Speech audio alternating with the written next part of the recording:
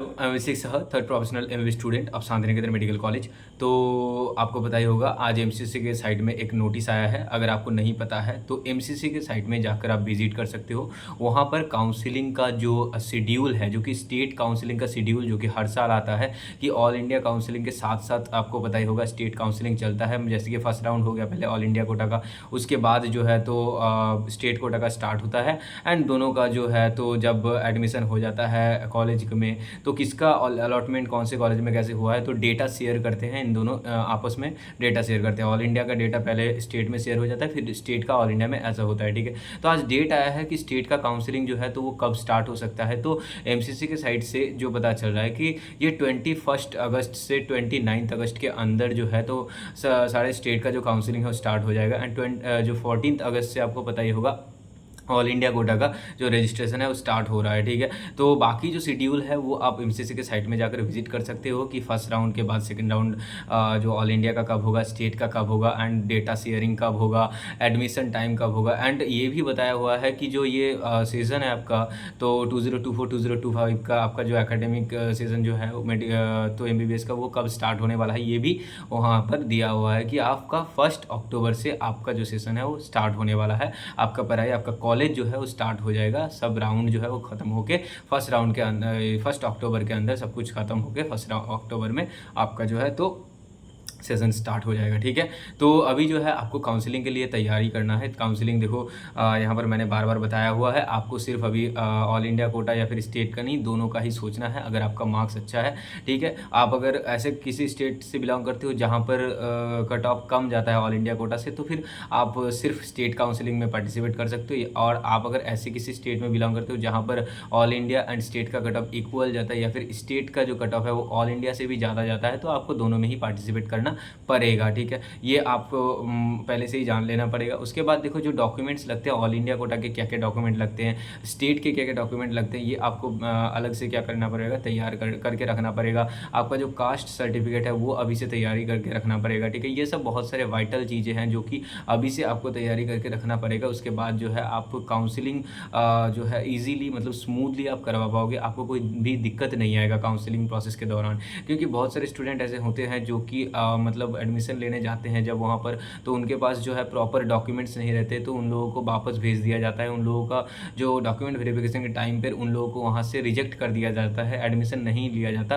तो ऐसे बहुत सारे बच्चे के साथ होता है। ठीक है, तो ऐसा ना हो आपको अगर कॉलेज मिले, आप अच्छे से सब डॉक्यूमेंट्स दे के सबमिट करके जो भी है तो प्रोसेसली मतलब जो भी ऑफिशियल प्रोसेस है उसके अकॉर्डिंग ही आपको क्या करना है, ये जो काउंसलिंग है उसमें पार्टिसिपेट करना है। इन्फॉर्मेशन बुलेटिन आएगा, जब आएगा तो उसमें जो भी लिखा रहेगा, जो भी इंपॉर्टेंट होगा वो मैं आपके साथ शेयर करूंगा। मतलब स्टेट का WBMCC का मतलब वेस्ट बंगाल का हो या फिर MCC का जो भी हो, ठीक है, वो मैं आपके साथ डिस्कस करूंगा।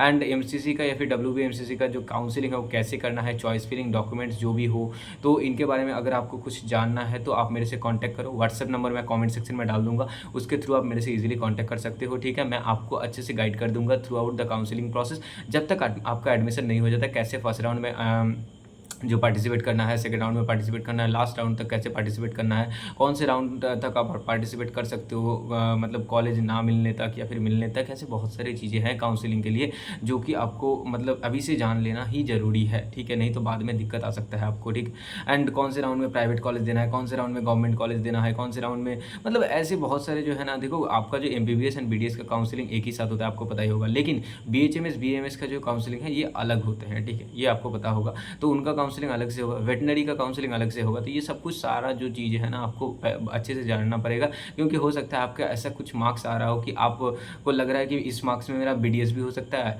BAMS भी हो सकता है, वेटनरी भी हो सकता है, तीनों चीज़ जो है तो लगभग सेम मार्क्स है, मतलब इनका जो कट ऑफ है ना थोड़ा इधर उधर का डिफरेंस रहता है, ज़्यादा डिफरेंस नहीं रहता है। तो मतलब हो सकता है आपका जो मार्क्स आ रहा है तो आपको लग रहा है कि तीनों मेरा हो सकता है, तो तीनों में आपको पार्टिसिपेट जरूर करना चाहिए।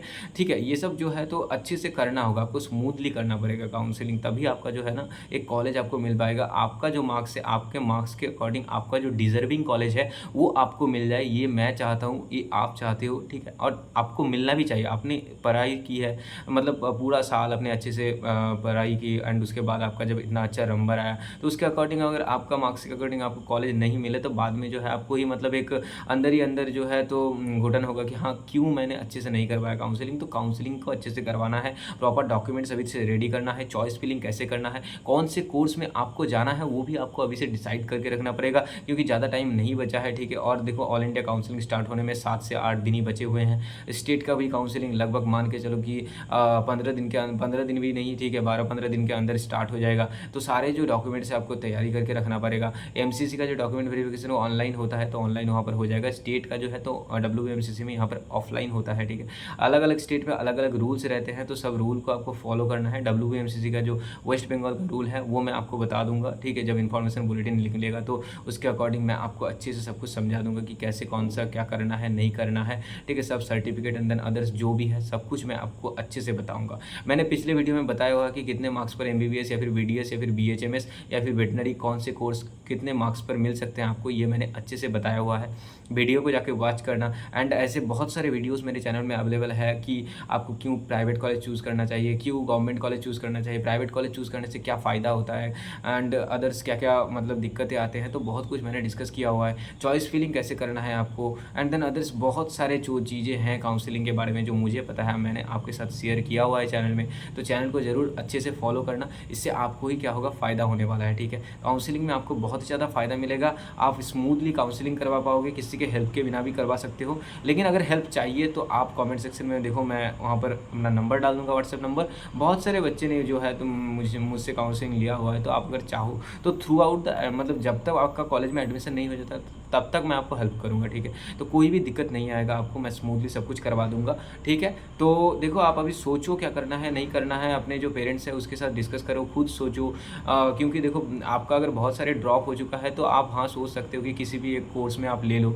और आप अगर पहले बार मतलब ये जो है आपका पहला नीट है, मतलब पहली बार आप दे रहे हो नीट, ठीक है, तो फिर आप हो सकता है कि आपका अगर 615 आ रहा हो या फिर 620 आ रहा हो, आप काउंसलिंग करवाओ, ठीक है। लास्ट राउंड तक भी नहीं मिला फिर आप जो है अपना पढ़ाई स्टार्ट रखो, पढ़ाई जारी रखो एंड नीट 2025 के लिए फिर से जो है आप दो देने के बाद आपको हो सकता है कि नीट 2025 में बहुत ही अच्छा रिजल्ट हो जाए, ठीक है। एंड ऐसे में टॉपर के लिए मतलब जैसे 4 बार 5 बार नीट दे चुके हैं तो उनके लिए भी कहूँगा, देखो आपने अगर मतलब आपको अगर लग रहा है ना कि आपको कॉलेज मिल जाएगा तो तभी आप क्या करो कि अभी जो है मतलब आपको अगर ऐसा लग रहा है कि हाँ मेरे से इतना इससे ज़्यादा मार्क्स नहीं आएगा तो फिर आप क्या करो, आप दूसरे कोर्स के लिए आप ज़रूर सोचो, प्राइवेट के लिए सोचो। Private MBBS state quota available है। देखो सभी स्टेट में स्टेट कोटा अवेलेबल नहीं रहता ना, ये भी एक प्रॉफिट है। वेस्ट बंगाल में ही इतने कम पैसे में आप प्राइवेट कॉलेज में पढ़ सकते हो। बहुत सारे ऐसे स्टेट हैं जहाँ पर बहुत ही ज़्यादा फीस लगते हैं, बिहार यूपी यहाँ पर जाओ तो बहुत ज़्यादा फीसें रहते हैं प्राइवेट कॉलेज के। वहाँ पर प्राइवेट कॉलेज में भी कोई नहीं पढ़ पाता, यहाँ पर तो आप प्राइवेट कॉलेज में भी बहुत ही कम पैसे में पढ़ पा रहे हो। तो ये भी बहुत ही एक अच्छा जो है मौका है आपके पास, ये मत छोड़ना। अगर आप प्राइवेट कॉलेज का फीस अफोर्ड कर सकते हो, अगर आपके घर से उतना दे सकता है पैसा, तो आप ज़रूर ये कर सकते हो, ठीक है। बाकी जो है इधर आप अदर्स जो कोर्सेज है BMS BHMS and others courses, इनके बारे में तो आप ज़रूर सोचो, ठीक है। बाकी कोई भी दिक्कत अगर आए तो मेरे से जरूर कांटेक्ट करो, व्हाट्सएप नंबर मैं डाल दूंगा कमेंट सेक्शन में। टेलीग्राम चैनल का लिंक, इंस्टाग्राम का लिंक जो भी है मैं डिस्क्रिप्शन बॉक्स में डाल दूंगा, उसके थ्रू आप मेरे से कांटेक्ट कर सकते हो, ठीक है। एंड जो भी अपडेट आएगा इसी तरह का तो मैं वो अपडेट इसी चैनल में देता रहूँगा। अभी जो है देखो स्टेट का जो है शेड्यूल भी आ जाएगा, सारे स्टेट का जो भी है धीरे धीरे बहुत सारे स्टेट में आ भी चुका है।